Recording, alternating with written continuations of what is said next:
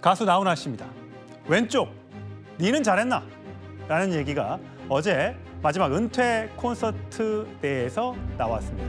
자, 나훈아 씨 하면 요즘에 여러 노래들이 물론 유명합니다만 최근에 가장 유명했던 노래 하나 준비했습니다. 듣고 이야기 나누겠습니다.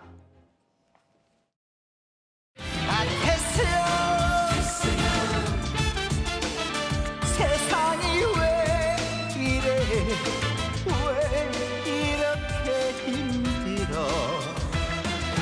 됐어요 소크라테스 사랑은 또 왜 이래 예, 참 음악 가사를 보니까 정말 세상이 왜 이래질지 모르겠습니다.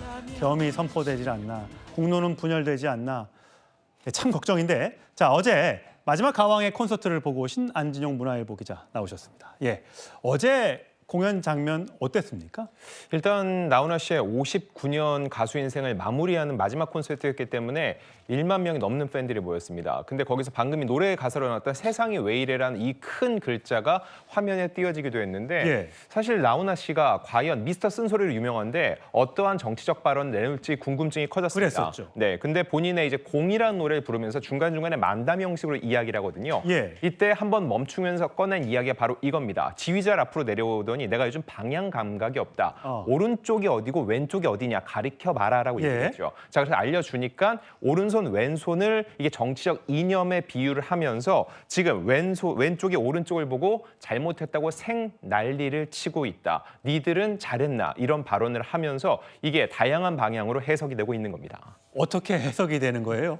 자, 일단 지금 기사에는 많이 나오지 않지만 거기 현장에서 했던 얘기가 하나 있습니다. 뭐냐면은 지난해 12월 대구 공연이 있었는데 비상계엄 나흘 후에 열렸습니다. 여기에서 어떠한 발언이 있었는데 용산이 어디냐 이런 발언이라는 거죠. 이후에 여러 보도가 나왔는데 이 보도를 얘기했습니다. 그러면서 한 얘기는 바로 이거였습니다. 내가 원치 않는 다른 방향으로 이 색깔에 대한 얘기가 나오고 있다. 그러면서 한 얘기는 말귀를 못 알아들으시는 분들을 위해서 내가 이 얘기를 하는 거다라고 강조를 했습니다.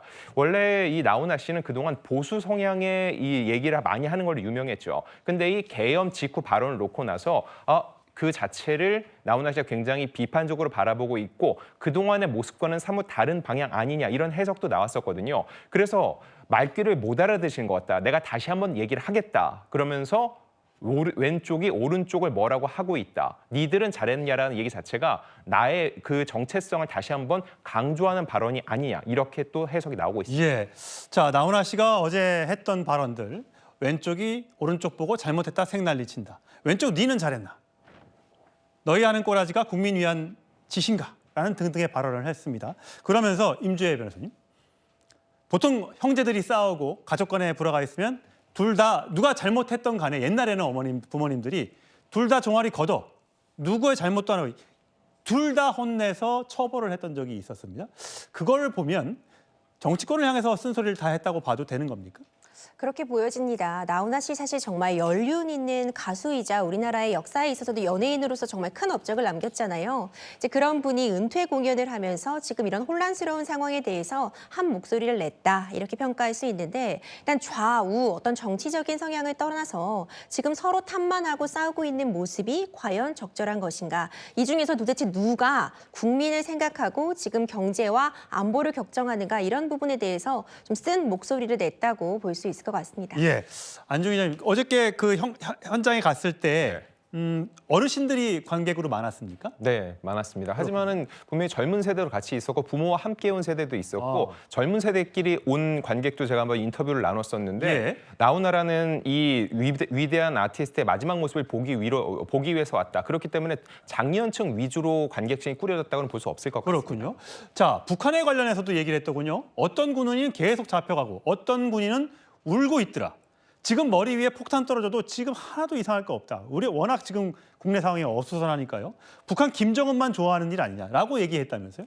사실 나훈아 씨는 그동안도 꾸준히 북한에 대해서 날선 반응을 보여왔습니다. 앞선 공연에서도 굶어 죽거나 말거나 살이 찐 그 지휘자 이런 식으로 김정은에 대해서 비판적 목소리를 내기도 했었는데 오늘 그 자리에서 그 나훈아 씨가 좌우를 얘기하기보다는요, 전반적인 비판을 하고 있었습니다. 탄핵 집회 이런 거 다 해도 좋다. 절반은 해도 좋은데 나머지 절반만큼은 국방과 경제를, 먹고 사는 문제를 신경을 써야 되는데 맞는 말이에요. 그렇지 하고 있지 않다. 이 부분을 굉장히 크게 꾸짖는 목소리였고요. 예. 그러면서 지금 머리 위에 폭탄이 떨어져도 전혀 이상하지 않다. 그리고 저건 군인들에 대한 비하 발언이라기보다는 저들이 정말로 우리가 믿고 국방을 맡겨도 되는 사람들의 모습인가에 대한 비판이었습니다. 예.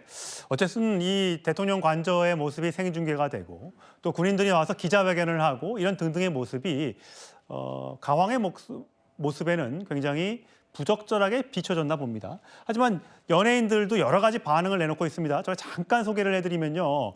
탄핵에 찬성하는 사람도 있고요. 탄핵에 반대하는 분들도 있습니다. 자, 임재희 변호사가 짧게 좀 설명을 해주세요.